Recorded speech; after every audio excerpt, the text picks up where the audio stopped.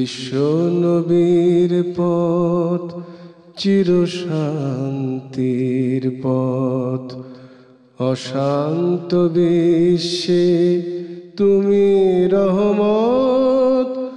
এসো তাই মেধা মননে জেনে নে। আসসালামু আলাইকুম ওরহমতুল্লাহি ওবারাকাতুহু। আলহামদুলিল্লাহি রাব্বিল আলামিন, ওয়াসসালাতু ওয়াসসালামু আলা নবিয়িনা মুহাম্মাদিন ওয়া আলিহি ওয়া আসহাবিহি আজমাইন। সম্মানীয় দর্শক শ্রোতা, এনটিভির নিয়মিত আয়োজন জুমাবারের দার্সে হাদিসে আমরা এই চমৎকার বারাকাপূর্ণ অনুষ্ঠানে আপনাদের স্বাগত জানাচ্ছি। আমরা বরাবরের মতো আজকেও আল্লামা মহিউদ্দিন নববী রাহিমাহুল্লাহ রচিত সংকলিত রিয়াদুস সালেহিন নামক হাদিস গ্রন্থ থেকে আমরা দার্স পেশ করব ইনশাআল্লাহ। আপনারা জানেন যে এই গ্রন্থটি একটি অনবদ্য গ্রন্থ। মানুষের জীবন ঘনিষ্ঠ অসংখ্য বিষয় এ গ্রন্থে সংকলন করা হয়েছে। আমরা আজকে আলোচনা করতে চাই আযানের ফজিলত নিয়ে। আমরা জানি সকলে আযান হলো আল্লাহ তাআলার বড়ত্বের ঘোষণা এবং নামাজের প্রতি আহ্বান। এটি ইসলামের অন্যতম একটি শ্রেষ্ঠ নিদর্শন। নিঃসন্দেহে এর ফজিলত অনেক বেশি। আযানের মাধ্যমে আল্লাহ তাআলার বড়ত্বের ঘোষণা করা হয় অনেক বড় করে। আল্লাহ যেমন বড়, আযানের মাধ্যমে ঘোষণা হয় অনেক বড়। আমরা বলি আল্লাহু আকবার, আল্লাহ মহান। ইমাম সাহেব যখন তিনি আল্লাহর বড়ত্বের ঘোষণা করেন, তার ঘোষণা থাকে মসজিদের চার দেয়ালের ভিতরে অথবা মসজিদের আশেপাশে। কিন্তু মুয়াজ্জিন যখন আল্লাহর বড়ত্বের ঘোষণা দেন, মসজিদের মিনার থেকে এটা দিগন্তে ছড়িয়ে পড়ে। আল্লাহ যেমন বড়, তার ঘোষণাও হয় বড়। আর সে বড় ঘোষণার অন্যতম শ্রেষ্ঠ মাধ্যম হলো আযান।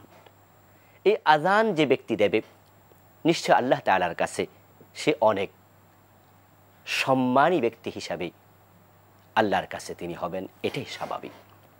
আযান যিনি দেবেন তিনি সম্মানী হবেন, এটা আল্লাহর হাবিব সাল্লাল্লাহু আলাইহি সাল্লাম নিজেই বলেছেন।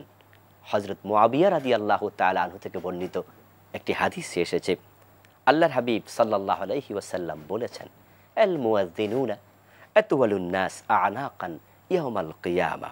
সহিহ মুসলিম হাদিস নাম্বার 387। আল্লাহর হাবিব বলছেন, মুয়াজ্জিনগণ কিয়ামতের দিন সবচেয়ে লম্বা ঘাড়ওয়ালা হবেন। অর্থাৎ মুয়াজ্জিনদের ঘাড় আল্লাহ তাআলা গর্দানকে লম্বা করে দেবেন। হাসরের ময়দানে কোটি কোটি মানুষের উপস্থিতিতে মুয়াজ্জিনদের ঘাড় লম্বা হওয়ার কারণে তাদেরকে চেনা যাবে খুব সহজেই। আল্লাহ তাআলা কিয়ামতের ময়দানে মুয়াজ্জিনের গর্দান লম্বা করে তার সম্মান বাড়িয়ে দেবেন। এর কারণ কি?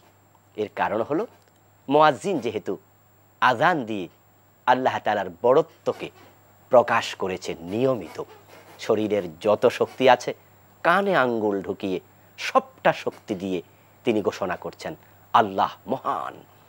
তার এই ঘোষণায় তামাম পৃথিবী, যত মাখলুক আছে পৃথিবীতে, তার বড়ত্বের ঘোষণার সাথে তারাও একাত্ম হয়ে আল্লাহর বড়ত্ব ঘোষণা করেছে। সকলে শুনেছে এবং কিয়ামতের দিন তার পক্ষে সাক্ষী দেবে। এই হাদিসও আছে, যা আমি একটু পরে উপস্থাপন করছি। এই আযান একটি শ্রেষ্ঠতম ইবাদত। রাসূল সাল্লাল্লাহু আলাইহি ওয়াসাল্লাম যখন তিনি মক্কা থেকে হিজরত করে মদিনা আল মুনাওয়ারাতে এসেছিলেন, আমরা সকলে জানি যে নামাজ ফরজ হয়েছিল হিজরতের সামান্য কিছুদিন আগে, দ্বাদশ সনে নবুয়তের মেরাজের রাতে। রাসূল সাল্লাল্লাহু আলাইহি ওয়াসাল্লাম মক্কাতে আযান দেওয়ার কোনো পরিবেশ পান নাই। নামাজ পড়েছিলেন তিনি কিছুদিন, কিন্তু আযান দিতে পারেননি। মক্কার পরিবেশটা সম্পূর্ণ প্রতিকূলে ছিল। মুসলমান যারা হয়েছিল তাদের উপরে চলছিল শরম, জুলম এবং নির্যাতন। ইভেন বিশ্বনবী মুহাম্মদুর রাসূলুল্লাহ সাল্লাল্লাহু আলাইহি ওয়াসাল্লামের মতো মহামানবকেও তারা হত্যার ষড়যন্ত্র করেছিল। তিনি হিজরত করতে বাধ্য হয়েছিলেন। তাই মক্কায় তিনি আযানের পরিবেশ পাননি। মদিনা আসার পরে তিনি সাহাবায়ে কেরামকে নিয়ে পরামর্শ করতে বসলেন যে আমরা তো নামাজ পড়ছি, এই নামাজের জন্য যদি আমরা মানুষকে আহ্বান করতাম ভালো হতো না। সাহাবায়ে কেরাম রাদিয়াল্লাহু তাআলা আনহুম বললেন, হ্যাঁ হুজুর, খুব ভালো হতো। তো কিভাবে আহ্বানটা করা যায়? এই পরামর্শ সবাই, কোন সাহাবী পরামর্শ দিলেন, হুজুর খ্রিস্টানদের মতো আমরা যদি ঘণ্টাধ্বনির ব্যবস্থা করি তাহলে কেমন হয়? আল্লাহর হাবিব বললেন যে না, এটা তাদের সাথে সাদৃশ্যপূর্ণ হয়ে যায়। তাহলে কি আমরা আগুন জ্বালাতে পারি? বলল না না, এটা অগ্নি পূজকদের সাদৃশ্য হয়ে যায়। তাহলে কি আমরা শঙ্খধ্বনি ব্যবহার করতে পারি? না, এটা ইহুদিদের সাথে মিলে যায়। এইভাবে এক একজন এক এক প্রস্তাবনা দিলেন। কেউ কেউ পতাকা উড়ানোর জন্য বলেছিলেন যে নামাজের সময় যখন আসবে আমরা একটা পতাকা উড়িয়ে দেব, লোকজন তা দেখে আসবে। না, রাসূলের কাছে এটাও ভালো ঠেকেনি। রাসূল সাল্লাল্লাহু আলাইহি ওয়াসাল্লাম ওই পরামর্শ সভায় চূড়ান্ত কোনো সিদ্ধান্ত নিতে পারেননি। চলে গেলেন সকলে বিদায় নিয়ে যার যার বাড়িতে। আব্দুল্লাহ ইবনে যায়েদ রাদিয়াল্লাহু তাআলা আনহু নামে একজন বিখ্যাত সাহাবী, উনি রাতের বেলায় শুয়ে আছেন।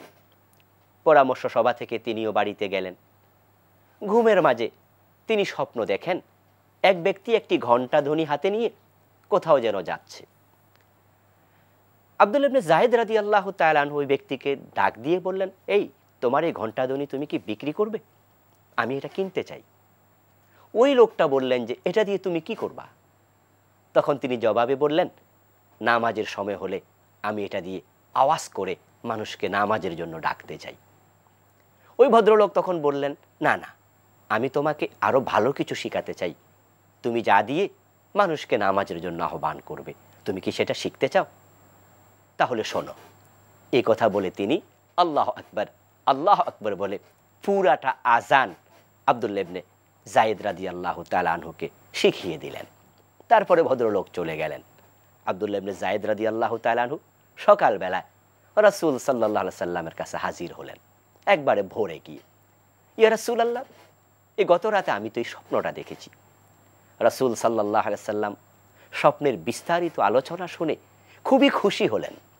তিনি বললেন যে ইন্নাহু লারুইয়া হক, তুমি যা দেখেছো এটা সত্য স্বপ্ন, চমৎকার স্বপ্ন, সুতরাং বেলালকে ডাকো।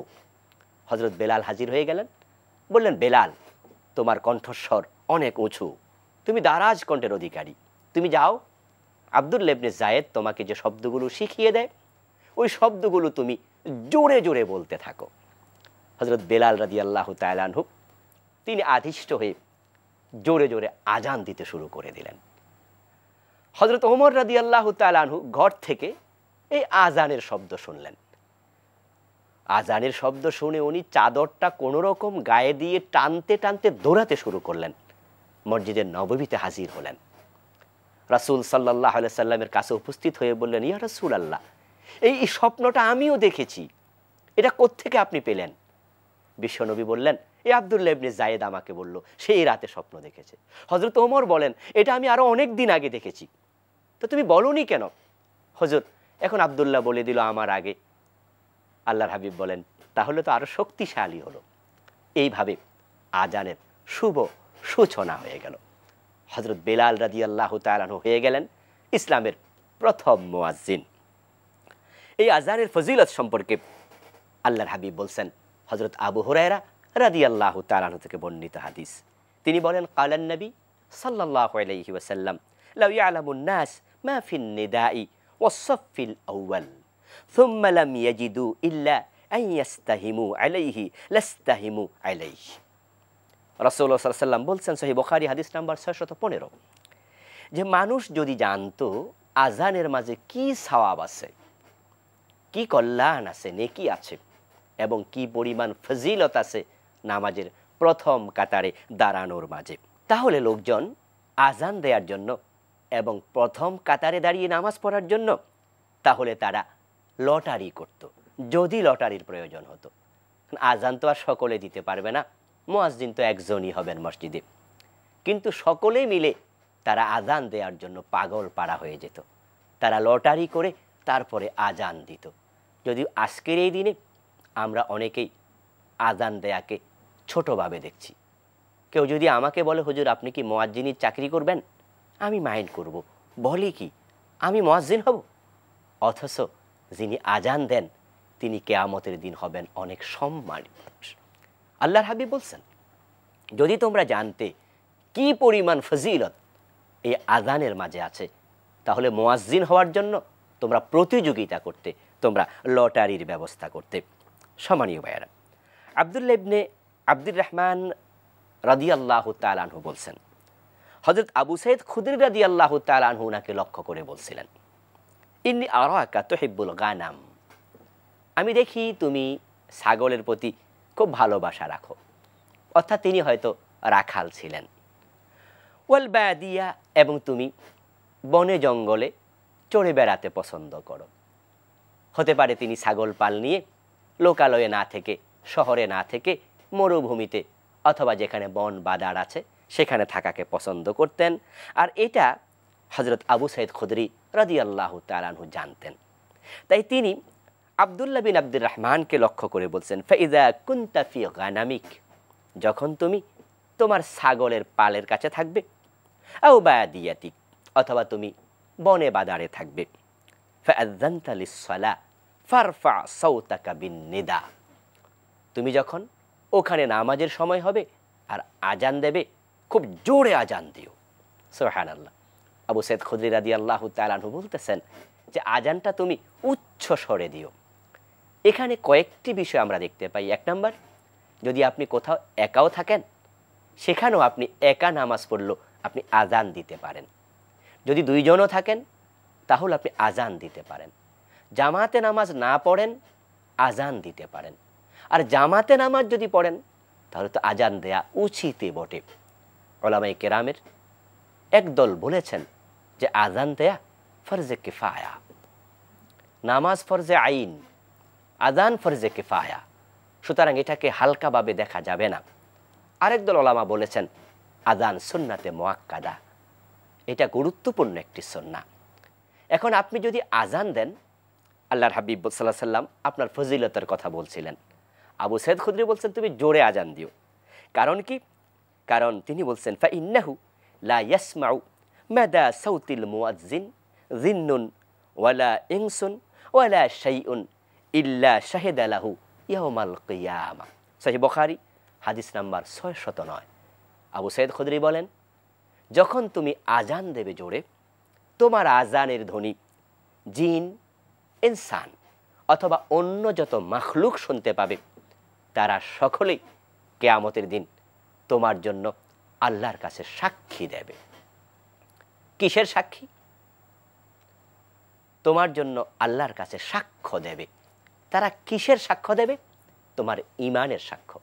কারণ মুয়াজ্জিন যিনি আজান দেন তিনি খুব জোরে বলেন, উচ্চ স্বরে বলেন, আশহাদু আল্লা ইলাহা ইল্লাল্লাহ, আশহাদু আন্না মুহাম্মাদার রাসূলুল্লাহ। এই যে আপনি মুয়াজ্জিন হয়ে ঘোষণা করছেন, আমি সাক্ষ্য দিচ্ছি আল্লাহ ছাড়া কোনো ইলাহ নেই, আমি সাক্ষ্য দিচ্ছি মুহাম্মদ আল্লাহর রাসূল। মাশাআল্লাহ, কি চমৎকার কথা! আজান হলো আপনার ঈমানের সবচেয়ে বড় পরিচয়, আর যেটা আপনি মুয়াজ্জিন হলেই শুধুমাত্র সুযোগটা পাবেন। এজন্য আমাদের উচিত প্রত্যেকেই আজান দেওয়ার সুযোগ গ্রহণ করা, মুয়াজ্জিন হওয়ার চেষ্টা করা। আমরা এটাকে কোনোভাবেই যেন হালকাভাবে না নেই। আর আজান যখন কোনো ব্যক্তির মুখ থেকে বের হবে, তখন আজানের সাথে সাথে ওই এলাকায় যত শয়তান থাকে, সকল জিন শয়তান পালাতে শুরু করে দেয়। তাহলে আজান হলো শয়তান দূর করার একটি বড় মাপের অস্ত্র বটে। রাসূল সাল্লাল্লাহু আলাইহি সাল্লাম বলেছেন, হযরত আবু হুরায়রা বর্ণনা করছেন, কালান নবী সাল্লাল্লাহু আলাইহি সাল্লাম ইযা নুদিয়া বিস-সালাহ আদবারা আশ-শায়তান ওয়া লাহু দুরাতুন হাত্তা লা ইয়াসমা আত-তাযীনা। সহিহ বুখারী হাদিস নাম্বার 1222। আল্লাহর হাবিব বলছেন, যখন কোনো ব্যক্তি আজান দেয়, আজান দেওয়ার সাথে সাথে শয়তান পালাতে শুরু করে এবং সে তার পিছনের রাস্তা দিয়ে হাওয়া ছাড়তে থাকে, আওয়াজ করে করে, যেন আজানের ধ্বনি তার কানে না পৌঁছে। তাহলে আমরা যারা আজান দিলাম, আজানের কারণে শয়তান তিরোহিত হলো, দূরীভূত হলো, আপনি শয়তানের ওয়াসওয়াসা থেকে মুক্তি পেলেন। আজান ইসলামের বড়ত্বের ঘোষণা, যেটা হযরত ওমরের মাধ্যমে মূলত শুরু হয়েছিল। যদিও আজানটা আব্দুল্লাহ ইবনে জায়েদ স্বপ্ন দেখেছেন, কিন্তু ইসলামের মহত্বের ঘোষণা, আল্লাহর বড়ত্বের ঘোষণা মক্কায় হজরত ওমর দিয়েছিলেন। সেটা এই শব্দে না, অন্য শব্দে, আর সেটা ছিল তাওহীদের ঘোষণা। আমরা সকলে জানি রাসূল সাল্লাল্লাহু আলাইহি সাল্লাম মক্কায় যখন ইসলামের দাওয়াত দিয়েছিলেন, ইসলাম যারা গ্রহণ করেছিল সকলেই তাদের ইসলামকে গোপন রেখেছিল। তাওহীদের ঘোষণা, আল্লাহর বড়ত্বের ঘোষণা প্রকাশ্যে জনসম্মুখে কেউ দেয়ার সাহস করেনি। কিন্তু হজরত ওমর রাদিয়াল্লাহু তাআলা আনহু তিনি ইসলাম গ্রহণ করার পরে রাসূল সাল্লাল্লাহু আলাইহি ওয়াসাল্লাম থেকে অনুমতি নিয়ে তিনি কালেমার ঘোষণা করেছিলেন জনসম্মুখে, প্রকাশ্যে। এটা একটি শ্রেষ্ঠ আযান বটে, আল্লাহ তাওহীদের ঘোষণা বটে। এজন্যই তো কবি নজরুল ওমর ফারুক কবিতায় হজরত ওমরকে লক্ষ্য করে বলেছিলেন, হে আমিরুল মুমিনিন, তোমার স্মৃতি যে আজানের ধ্বনি জানে না মুয়াজ্জিন। তো আমরা যারা আজকে আজান দিচ্ছি, আমাদেরকে হজরত ওমরের ওই কর্মের একটি অংশের বাহক মনে করে গর্বিত হওয়া লাগবে যে আমি তো ওমরের কাজটি করছি। কবি নজরুল বলছেন, ইসলামের বড়ত্বের ঘোষণা সর্বপ্রথম হে ওমর তুমিই দিয়েছিলে। হয়তো আজকের মুয়াজ্জিন সেটা জানিই না, যদি জানতো তাহলে মুয়াজ্জিন কখনো মুয়াজ্জিনি চাকরি করাটাকে ছোট চাকরি মনে করতো না। আর মুয়াজ্জিনি করা মূলত চাকরিও নয়, এটা হচ্ছে অনেক বড় একটি দ্বীনের খেদমত বটে। এজন্য আমরা আযান দেয়াটাকে একটি ইবাদত হিসাবে নিতে চাই এবং অন্যতম শ্রেষ্ঠ ইবাদত হিসাবে নিতে চাই। তাওহীদের ঘোষণা দেওয়ার জন্যই তো আল্লাহ তাআলা পৃথিবীতে সকল নবী রাসূলকে পাঠিয়েছিলেন। আর সেই তাওহীদের ঘোষণা দিনে 5 বার একজন মুয়াজ্জিন দিয়ে থাকেন এবং তার তাওহীদের ঘোষণার সাক্ষী হয় তার আযানের ধ্বনি যে পর্যন্ত পৌঁছবে প্রতিটা মাখলুক। আল্লাহ তাআলা হাসরের ময়দানে ওই মুয়াজ্জিনের পক্ষে ওই মাখলুকগুলাকে সেদিন সাক্ষী হিসাবে উপস্থাপন করবেন। তারা এসে বলবে, আল্লাহ তিনি তাওহীদবাদী, তিনি তাওহীদের ঘোষণা দিয়েছেন, আমরা তার সাক্ষী। এজন্য আমার ভাইয়েরা, আমরা আযানকে কখনো ছোটভাবে দেখব না। সম্মানীয় দর্শক শ্রোতা, আযান যারা দেবেন আমরা তাদেরকে অনুরোধ করতে চাই যে আপনার কণ্ঠের যত মধু আছে আযানের মাঝে সবটা ঢেলে দেবেন। কারণ এই আযানের ধ্বনি মানুষের অন্তরকে ছুঁয়ে যায়, টাচ করে, এবং শুধু আযান শুনে ঈমান এনেছে এমন ঘটনাও কিন্তু আছে। মহাকাশ থেকে মহাকাশ বিজ্ঞানীরা আযানের ধ্বনি শুনতে পান এমন বর্ণনাও তাদের সাক্ষাৎকারে পাওয়া যায়। আর হযরত বেলাল রাদিয়াল্লাহু তাআলা আনহু উনার সেই সুমধুর ধ্বনির কথা তো ভুলাই যায় না। রাসূল সাল্লাল্লাহু আলাইহি ওয়াসাল্লামের ইন্তেকালের পরে হযরত বেলাল রাদিয়াল্লাহু তাআলা আনহু তিনি দূরে চলে গিয়েছিলেন। যেই শহরে বিশ্বনবী নেই সেই শহরে আমি থাকি কিভাবে? আমি বেলাল আযান দেব আর রাসূল সাল্লাল্লাহু আলাইহি সাল্লাম নামাজ পড়াবেন না, এটা হতে পারে না। তাই তিনি দূরে চলে গিয়েছিলেন। কিন্তু ফারুক আজম ওমর রাদিয়াল্লাহু তাআলা আনহুর জীবদ্দশায় তিনি বারবার মদিনায় ফিরে এসেছেন, এই বর্ণনা পাওয়া যায়। তিনি হযরত ওমরের সাথে সাক্ষাৎ করতে আসতেন বিশ্বনবী মুহাম্মদুর রাসূলুল্লাহ সাল্লাল্লাহু আলাইহি সাল্লামের কবর জিয়ারত করতে। একবার যখন তিনি হযরত ওমরের সাথে সাক্ষাৎ করার জন্য মদিনায় আসলেন, রাসূলের কবর জিয়ারত করার জন্য, লোকজন ওনাকে ধরে বসলো যে আপনাকে আজকে আযান দিতে হবে। হযরত বেলাল রাজি হতেন না, কিন্তু লোকজনের চাপাচাপিতে তিনি আযান দিতে রাজি হয়েছেন। তারিখ ইসলামীতে পাওয়া যায় হযরত বেলাল যখন আল্লাহু আকবার বলে আযান দিতে শুরু করে দিলেন, মদিনার মানুষের কানে যখন পৌঁছে গেল, নারী পুরুষ বৃদ্ধ ছোট নির্বিশেষে মানুষগুলো পঙ্গপালের মতো মসজিদে নববীর দিকে দৌড়াতে শুরু করে দিল। কারণ তাদের সেই চির চেনা ধ্বনি আজকে তারা আবার শুনতে পাচ্ছে। এবং এই আযানটা এতটা প্রভাব বিস্তারকারী যে আযানের ধ্বনি শুনে মোমেনের অন্তর লাফাতে থাকে। আমরা কায়কোবাদের সে বিখ্যাত কবিতার দিকে তাকালেই দেখতে পাই কিভাবে তিনি তার অভিব্যক্তি প্রকাশ করেছিলেন কি ওই শোনালো মোরে আযানের ধ্বনি, মর্মে মর্মে সেই সুর বাজিল কি সমধুর, আকুল হইল প্রাণ, নাচিল ধমনী। তিনি চমৎকারভাবে বলছেন তার প্রাণ, তার ধমনী আজানের সুর শুনে নেচে ওঠে। কিন্তু পরিতাপের সাথে আমরা আবার এটাও লক্ষ্য করছি, কোনো কোনো মুসলমানের সন্তান ওই আজানের ধ্বনিকে সহ্য করে না, তারা তার বিরুদ্ধেও কবিতা লেখে। আসলে তাদের জন্য দোয়া করা ছাড়া আমরা আর কি করতে পারি? আজান হচ্ছে এমন এক শব্দ যা মোমেনের ঈমানকে আরও বাড়িয়ে দেয় এবং তাদের ধমনীতে ঈমানের জোশ সৃষ্টি করে। তাদের অন্তর আল্লাহর মহব্বতে বেকুল হয়ে যায়। এটাকে শুধু কিছু শব্দ হিসাবে না দেখে আমরা এটাকে দেখতে চাই আমাদের মর্ম বাণী হিসাবে, আমাদের হৃদয়ের আকুতি হিসাবে। আমরা যখন মানুষকে আল্লাহ আকবার ধ্বনি শুনিয়ে দেব, আল্লাহর বড়ত্ব ঘোষিত হবে, আশহাদু আল্লা ইলাহা বলবো, আমার ঈমানের বহিঃপ্রকাশ হবে, হাইয়া আলাস-সালাহ বলবো, নামাজের প্রতি ডাকা হবে। আমরা শুধু নামাজের প্রতি আহ্বান করছি না, আজান দিয়ে আমরা কল্যাণের প্রতি আহ্বান করছি, হাইয়া আলাল ফালাহ, কল্যাণের দিকে আসো। আসলে মসজিদ শুধুমাত্র নামাজের জায়গা নয়, বরং আমরা মানুষকে ডাকছি কল্যাণের দিকে। এর মানে মসজিদ কল্যাণেরও জায়গা। এজন্যই তো ওমরে ফারুক রাদিয়াল্লাহু তাআলা আনহু অর্ধ পৃথিবী মসজিদে নববীতে বসেই তিনি পরিচালনা করেছেন। মসজিদ শুধু নামাজের জায়গা হবে না, এটা কল্যাণের জায়গা হবে। বিশ্বনবী মুহাম্মদুর রাসূলুল্লাহ সাল্লাল্লাহু আলাইহি ওয়াসাল্লাম এই মসজিদে নববীতে বসেই তিনি রাষ্ট্র পরিচালনা করেছিলেন। এখান থেকে মানুষের কি কি কল্যাণ করা যায় সে বিষয়গুলোর পরামর্শ হবে, সিদ্ধান্ত হবে, বাস্তবায়ন হবে। তো আসুন এই আজানের মূল শিক্ষাটা আমাদের জীবনে গ্রহণ করে আমরা তার আলোকেই জীবনটাকে সাজাতে চাই। আল্লাহ সে তৌফিক আমাদেরকে দান করুন এবং এই আজানের মাধ্যমে আল্লাহর বড়ত্ব ঘোষণা করতে করতেই আমরা দুনিয়া থেকে বিদায় নিতে চাই। আল্লাহ কালেমার সাথে বিদায় নেওয়ার জন্য আমাদেরকে কবুল করুন। আল্লাহুম্মা আমিন।